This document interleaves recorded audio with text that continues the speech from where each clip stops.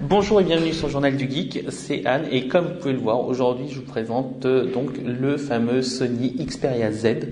Ce Xperia Z, c'est le premier smartphone sous l'ère Sony, puisque comme vous le savez, Sony Ericsson n'est plus et donc ça a été fait l'année dernière lors du CES 2012 et donc ce Z est vraiment le premier smartphone sous Sony et du coup on voit quand même une sacrée différence en termes de design et même en termes de dans sa globalité, c'est vrai qu'on se rapproche beaucoup plus de ce que sait faire Sony que le couple Sony et Ericsson. Voilà.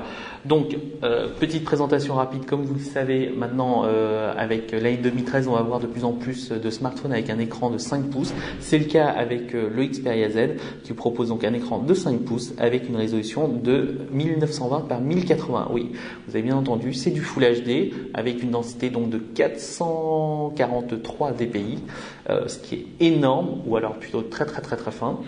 C'est largement supérieur à ce que propose l'iPhone ou n'importe quel smartphone jusqu'à maintenant et c'est le premier sur le marché avec une telle résolution. Alors évidemment une telle résolution apporte pas mal de choses puisque au niveau de la finesse c'est assez bizarre parce que en théorie, on ne devrait même pas avoir la différence avec un écran HD, mais dans des applications, certaines applications ou même sur certains textes, il m'a semblé, alors là, le truc c'est parce que j'ai les deux, j'ai souvent deux smartphones avec moi qui me permet de comparer, ça me donne cette sensation d'avoir effectivement quelque chose de plus fin. Donc c'est un peu, maintenant si je vous montre celui-là suivi après d'un Nexus 4 par exemple, vous n'allez jamais voir la différence, mais personne ne va voir la différence. Là c'est en comparant les deux, donc c'est un tout petit peu plus fin et si on fait des photos macro sur les icônes et tout ça, on voit effectivement que le 1920 par 1080 apporte cette finesse qu'on veut pouvoir avoir au mieux à chaque fois. À noter que même si c'est une résolution de 1920 par 1080, ça affiche en fait l'équivalent de ce qu'on a sur les autres smartphones en 16/9, c'est-à-dire du 1280 par 720. Voilà, donc au niveau de l'affichage en lui-même, vous n'aurez pas plus d'informations. Par contre, on va dire Retina oblige, ça permet d'avoir une meilleure définition. Au niveau physique, comme vous pouvez le voir, il reprend un peu ce qu'a instauré le Nexus 4, c'est-à-dire que vous avez un dos en verre aussi, donc Gorilla Glass 2, avec l'écran aussi en Gorilla Glass 2. Par contre, à la grosse différence d'un Nexus 4 où on voit son écran se fondre avec la tranche, ici on récupère ce qu'on avait avec le BlackBerry Z10, c'est-à-dire qu'on a une sorte de mini-bord un peu surélevé, donc je ne sais pas si on voit bien sur la vidéo, mais avec ce mini-board, ça permet surtout d'avoir une meilleure accroche, une meilleure prise de main. Maintenant, bon, c'est pas exemple de tout défaut. J'aurais peut-être aimé quelque chose un peu plus, plus soft touch, comme sur le Nexus 4, qui permet d'avoir qui permet à ce que le smartphone, glisse un peu moins. Voilà. Sur le côté, on retrouve ici le port micro SD, donc sous une trappe. Donc voilà, là c'est une trappe pour le micro USB et la sortie MHL. Ici c'est la micro SD. De l'autre côté, on a la même trappe pour le port SIM. Voilà. Le bouton de volume, le bouton, c'est pas un déclencheur, c'est juste le bouton de mise en veille. En haut, on a la trappe ici pour la prise jack, même chose. Alors là, vous allez me dire, mais pourquoi il y a autant de trappes? Tout simplement parce que le Xperia Z est un smartphone certifié IP55 et IP57. Donc, il n'est pas résistant au choc, malheureusement. Par contre, il est résistant à la poussière et à l'eau. Donc, vous pouvez l'immerger et pendant 30 minutes, ça marche très très bien. Il n'y a pas eu de soucis particuliers. Donc, du coup, c'est-à-dire que vous pouvez l'emmener à la plage, vous baigner avec, ça ne posera pas de soucis. Voilà. De l'autre côté, on retrouve un capteur Exmor R de 13 mégapixels. Donc 13 mégapixels, c'est la nouvelle résolution. Donc pendant les 2 années précédentes, on était à 8 mégapixels. Maintenant, on passe au capteur rétro-éclairé de 13 mégapixels et c'est pas plus mal. Le NFC, donc ici, je ne sais pas si vous voyez, c'est un autocollant tout simplement. Donc vous pouvez l'enlever. C'est juste pour vous dire que l'antenne NFC se trouve ici. Voilà, je crois que c'est à peu près tout. Au niveau du haut-parleur, oui. Alors au début, je pensais que les haut-parleurs étaient ici, donc effectivement, il est là pour pour vos communications téléphoniques. Par contre, pour tout ce qui est multimédia, le haut-parleur est ici en fait. Donc du coup, le son est un peu, je dirais qu'un peu bouffé, et surtout si on le tient un peu mal, genre comme ça, on coupe complètement le son. Quand on joue et qu'on tient aussi le smartphone comme ça, on va couper le son aussi. Donc c'est un peu dommage. Donc j'aurais préféré un vrai haut-parleur ici, ou alors comme les autres smartphones ont l'habitude de mettre derrière. Si, petite chose, je vous ai parlé tout à l'heure du port micro SD, tout simplement parce que c'était pour aussi préciser qu'il a 16 Go de mémoire interne avec 2 Go de RAM, et le tout tourne sous un processeur Snapdragon, c'est-à-dire Qualcomm Snapdragon S4 Pro à 1,5 GHz. Donc un petit mot sur l'écran. Donc c'est un écran, donc je vous ai parlé tout à l'heure de la densité, donc avec 443 dpi. Donc c'est un écran IPS Bravia Mobile Engine 2. Donc bon, la grosse différence par rapport à ce que propose un Galaxy Note 2 ou un Samsung Galaxy S3 ou même ou d'autres, c'est que c'est un écran IPS. Donc du coup c'est une dalle LCD. Donc vous imaginez bien qu'au niveau de la luminosité, c'est carrément meilleur sur le Sony. Et d'ailleurs en termes de colorimétrie, c'est pas aussi bon que se propose le HTC One X ou le One X Plus. Par contre au niveau des couleurs, ouais, ça reste pas mal du tout. Bon, vous imaginez bien qu'avec une dalle IPS LCD, au niveau des noirs, c'est plutôt gris. Donc ça, c'est un choix. C'est un peu malheureux, mais bon, là-dessus, on peut pas faire grand-chose. Alors que sur des écrans AMOLED, forcément, vous avez des contrastes qui sont bien supérieurs. Par contre, au niveau du rendu des couleurs, au niveau de la fidélité des couleurs, c'est quand même mieux sur cet écran, même si j'ai eu l'impression, alors ça reste des impressions, hein, donc j'ai pas fait de mesures scientifiques et tout ça, même si il me semble quand j'affichais des pages web, ça a une tendance à virer un peu au jaune, voilà. Mais sinon, si je vous montre, hop là, voilà, je vais vous montrer quelques photos prises. Ne serait-ce que par expérience, tout simplement. Là, c'est des photos stock. L'écran reste quand même très propre. Il n'y a rien à dire là-dessus. Pour tout ce qui est multimédia, ça ne devrait pas poser de problème. Surtout si vous n'avez pas d'autres smartphones à côté pour comparer. Voilà. Petit mot après. Bon, je vous ai déjà parlé du haut-parleur. Du coup, j'en profite juste pour faire une petite comparaison. C'est vrai que 5 pouces, on a l'impression que c'est un écran qui est assez grand, qui est même trop grand. Eh bien, comparé typiquement, là vous avez un Nexus 4, voilà, qui propose un écran de 4,7 pouces. Donc 4,7 pouces, c'est à peine 0,3 pouces de moins que le Sony Xperia Z. Et quand vous comparez les deux en termes de taille, voilà, en termes de taille, vous voyez que ça dépasse à peine. Donc, c'est-à-dire que Sony a fait un véritable effort pour intégrer un écran de 5 pouces dans un encombrement assez minimum. Je vous rappelle que le smartphone fait 145 grammes, donc c'est un peu plus lourd que la moyenne qui est plutôt à 130, et même beaucoup plus lourd qu'un iPhone 5 qui est à 112 grammes. Mais dans l'absolu, j'ai pas eu, comme c'est assez bien réparti, moi j'ai pas eu de soucis dans la poche, etc.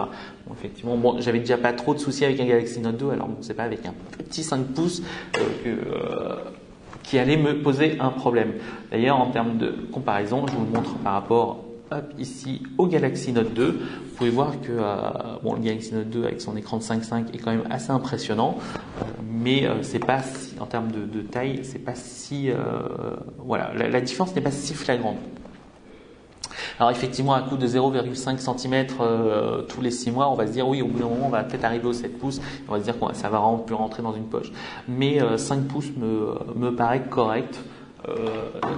Le gap par rapport aux 4,7 pouces de l'année dernière n'est pas si énorme que ça, et c'est vrai que la résolution Full HD, c'est quand même plutôt agréable. On continue donc avec l'expérience utilisateur. Donc comme vous le savez maintenant, le Sony Xperia Z vous propose Android 4.1.2 avec la surcouche Timescape UI, pardon. Donc c'est la fameuse surcouche de Sony, issue donc de ce que faisait Sony Ericsson, et on est quand même très loin de ce que proposaient les premiers smartphones Xperia de Sony Ericsson sous Android, qui avaient une surcouche vraiment lourde, on va dire. Et là c'est assez léger et c'est pas plus mal. Alors au niveau des écrans, évidemment, on retrouve les 5 écrans d'accueil qu'on peut personnaliser. Donc vous pouvez en choisir d'en avoir que 3, 2 ou 7. Il y a des petits widgets assez sympathiques comme ici, hein. Donc c'est un petit widget qui vous permet d'activer plus rapidement vos raccourcis NFC, GPS, Wi-Fi, etc. Donc ça marche plutôt bien. On retrouve ici les raccourcis. On retrouve ici les raccourcis avec les fameuses notifications, donc pas de grands changements. Donc on n'est pas encore en 4.2, mais ça devrait pas tarder. On devrait retrouver à peu près ce que propose le Nexus 4. Donc vous pouvez le voir, c'est assez simple. On retrouve ici aussi même chose pour la liste des applications, que vous pouvez classer par ordre alphabétique, par les plus utilisés, les nouvellement installés, etc. Donc ça pose, c'est assez classique. Vous pouvez désinstaller directement depuis cet écran aussi. Donc voilà, je crois que j'ai à peu près fait le tour. Donc il n'y a pas de gros changements, à part peut-être les petits widgets qu'on trouve ici sur le multitâche, mais dans l'absolu, ça reste assez léger et assez agréable pour pas surcharger l'expérience utilisateur. Donc ce qui permet d'avoir une certaine fluidité d'écran appréciable. On retrouve ici l'APN, par contre, comme vous pouvez le voir, qui démarre un tout petit peu lentement. Donc ça, c'est, je sais pas trop, ça doit être un manque d'optimisation parce que sinon il est assez rapide. Et enfin, en termes de performance, on trouve, vous allez voir les screenshots de benchmark avec les différents outils qu'on a l'habitude d'utiliser. Et c'est vrai que le Snapdragon est particulièrement bien optimisé. Alors on peut vous montrer aussi avec la fameuse maintenant démo avec le Unreal Engine Epic Citadel. Donc je vous rappelle que il y a un screenshot, je vous ai laissé dans le test un screenshot qui permet de voir de voir un comparatif entre les différents smartphones, et le Sony Xperia Z est celui qui s'en sort le mieux avec une résolution quand même Full HD. C'est pas mal du tout. Donc vous pouvez le voir, c'est très très fluide et ça tourne en résolution native. Donc c'est pas du Full HD 1920 par 1080 mais du 1794 puisqu'il y a toujours cette barre qui est prise. Voilà. Vous pouvez le voir. C'est assez impressionnant et en plus sur un écran comme ça, c'est plutôt agréable. Donc c'est dommage, c'est qu'on peut pas zoomer. Voilà. Vous pouvez voir qu'au niveau des textures, c'est assez propre. Voilà. Pour un autre jeu plus classique, je vais pas vous faire des petits jeux, mais il y a un petit jeu que j'aime bien, c'est Ikaruga, qui tourne du coup assez bien aussi sur ce Sony. Et qui ne pose aucun souci. Et d'ailleurs, pourquoi je vous en parle? Tout simplement parce que ayant testé ce jeu aussi sur le Galaxy Note, sur le Galaxy Note, il saccadait un peu, alors que sur l'Xperia Z, il est quand même bien plus fluide. Bon, c'est pas encore la fluidité que j'osais espérer avoir comme sur Dreamcast, mais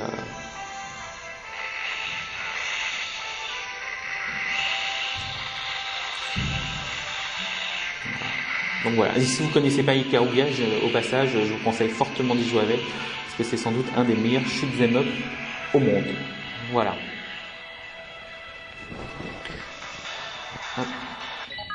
Voilà. Donc, j'ai à peu près fait le tour pour l'expérience utilisateur. Je vous ai un peu parlé de tout.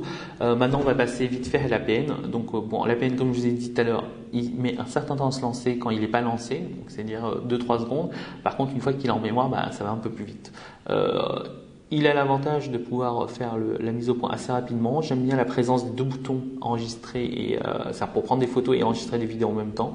Et on n'a pas encore le fameux swipe comme sur Android 4.2, mais ça devrait pas tarder. Là, j'ai pris quelques photos en extérieur. Bon, forcément, il n'y avait pas beaucoup de soleil dernièrement, donc c'était un peu plus dur de vous faire des photos au soleil. Mais en termes de résolution, c'est plutôt pas mal. Alors, je vais vous montrer.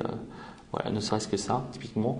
Donc c'est pas mal de couleurs, c'est assez bien saturé. Alors faut savoir que c'est assez saturé sur l'écran. Quand vous allez voir la même photo sur votre PC, vous allez voir que c'est un peu moins saturé. Donc c'est assez typique à Sony. Donc c'est vrai que ça veut dire que les photos sont plutôt froides en général avec les appareils photo Sony. Et ici elles sont normalement froides, sauf que l'écran fait qu'on a l'impression d'avoir des couleurs assez contrastées, alors que dans la réalité c'est pas vrai. Voilà. Donc là, je zoome sur du 13 mégapixels et c'est vrai que c'est pas mal du tout en termes de définition. On est bien content d'avoir du 13 mégapixels et surtout que si vous avez renié les photos, vous allez être content d'avoir plutôt 13 mégapixels que 8. Voilà. Là, une autre photo d'une boîte aux lettres. Vous pouvez voir que ça reste assez bien défini. Bon, alors forcément, là, je suis dans des